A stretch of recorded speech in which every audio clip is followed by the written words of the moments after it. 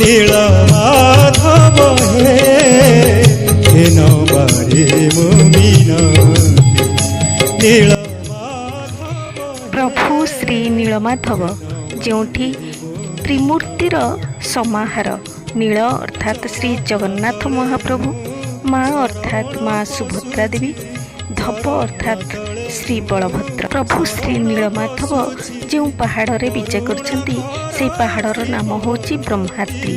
ब्रह्मा से पहाड़ रे पूजा अर्चना करुथिले नीलमाधव को। कलिजुग आरंभर कामासुर और नामासुर नामक असुर को एही पहाड़ रे से बध करथिले।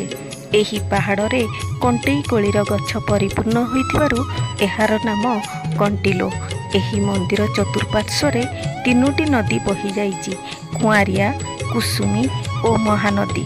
महाप्रभु श्री नीलमाधवंकर पाददेशरू एक स्थायी जलप्रवाह रही, जेहेतु यह तीनोटी नदीर समावेश त्रिवेणी संगम घटी, जहाँ प्रयागरे एठी मध्य सही त्रिवेणी संगम को ओडिशार प्रयोग स्थल त्रिवेणी संगम कुहा।